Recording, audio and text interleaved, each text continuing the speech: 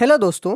राहुल नाम का एक लड़का जिसे बात बात पर गुस्सा करने की आदत थी, जिसके कारण उसके फ्रेंड्स, उसके रिलेटिव्स में काफ़ी ज़्यादा कड़वाहट हो रही थी। इस चीज़ से परेशान होकर उसके फादर ने उसे कुछ कीलों से भरा एक थैला देते हुए कहा, तुम्हें जब भी गुस्सा आए ना तो एक कील को दीवार पे लगा देना। पहले दिन राहुल को 40 बार गुस्सा आया और उसने 40 कीलें दीवार पे लगाई। अगली बार उसे 35 बार गुस्सा आया और अगले दिन उसने 35 कीलें दीवार पे लगाई। उसके बाद राहुल अपना गुस्सा धीरे धीरे कम करता चला गया ताकि उसे कम कीलें दीवार पे लगानी पड़े। और एक दिन उसे एक भी कील दीवार पे नहीं लगानी पड़ी क्योंकि उसे दिन भर में एक बार भी गुस्सा नहीं आया था। और ये बात जब राहुल ने अपने फादर को बताई तो उसके फादर ने कहा, अब तुम्हें जब भी पूरे दिन में एक बार भी गुस्सा नहीं आए तो एक कील को दीवार से निकाल देना। और फाइनली एक दिन ऐसा आता है जब राहुल सारी कीलें दीवार से निकाल चुका होता है और उसका गुस्सा पूरी तरीके से कंट्रोल हो चुका होता है।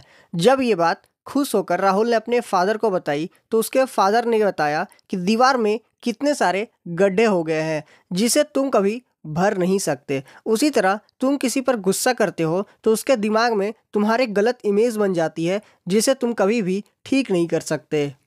दोस्तों, इस स्टोरी में राहुल हम सारे लोग हैं जिसे बात बात पर गुस्सा करने की आदत होती है और जाने अनजाने हम दूसरों को तकलीफ देते हैं, जिसके बाद हमारा इमेज खराब होता चला जाता है। यू कैन विन के फर्स्ट पार्ट में हमने जाना कि नेगेटिव एटीट्यूड वाले लोग गुस्सेले और तुनक मिजाजी होते हैं जो अपनी संबंधों को खुद खराब करते हैं। और आज इस वीडियो में हम जानेंगे यू कैन विन के 5 ऐसे इंपॉर्टेंट स्टेप्स जिससे हम अपने नेगेटिव एटीट्यूड को पॉजिटिव में कन्वर्ट कर सकते हैं। दोस्तों, ये जानने से पहले अगर आपने यू कैन विन का पार्ट 1 नहीं देखा है तो अभी जाके देखें, लिंक डिस्क्रिप्शन में मिल जाएगा। एंड वीडियो को लाइक कर दें। अगर आप मेरे चैनल पर नए हैं तो चैनल को अभी सब्सक्राइब कर दें ताकि और ज़्यादा नॉलेज आपको मिलती रहे। Step number 1, change focus, look for the positive. वैसे तो दोस्तों हर चीज़ के दो पहलू होते हैं, नेगेटिव और पॉजिटिव, लेकिन हमें हर चीज़ों के अंदर कमियां ढूंढने की आदत हो चुकी है। और अगर हम हमेशा कमियां ही ढूंढते रहेंगे तो एक सक्सेसफुल इंसान के अंदर भी लाखों कमियां हमें दिख जाएगी। इसीलिए ऑथर कहते हैं कि हमें नेगेटिव पहलू पर फोकस ना करके हमें पॉजिटिव पहलू के ऊपर फोकस करना चाहिए। Step number 2, make a habit of doing it now.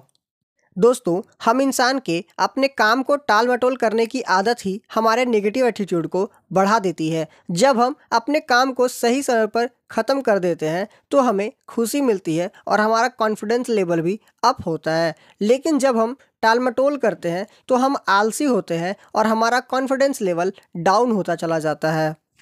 इसीलिए ऑथर कहते हैं हमें आज में जीने की आदत डालनी चाहिए। जिस काम को आज हम कर सकते हैं उसे कल में नहीं टालना चाहिए।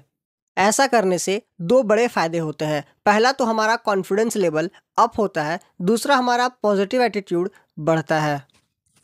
Step number 3, get into a continuous education programme.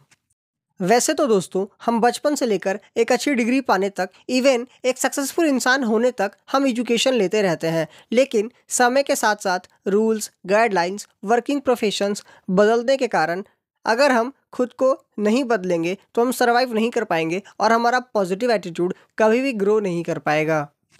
और इसीलिए ऑथर कहते हैं कि हमें अपने पॉजिटिव एटीट्यूड को ग्रो करने के लिए समय के साथ साथ नए नए एजुकेशंस को लेना ज़रूरी है। Step number 4, stay away from negative influences. दोस्तों, अगर इसे हम एक स्टोरी के माध्यम से समझे तो एक बार एक चील का अंडा जंगली मुर्गी के घोंसले में उसके अंडों के बीच जा मिल जाता है। कुछ समय बाद जब वो अंडे फूटते हैं तो चील का बच्चा भी मुर्गियों की तरह थोड़ा उछलता है, चूगता है और उसकी तरह हरकत करने लगता है।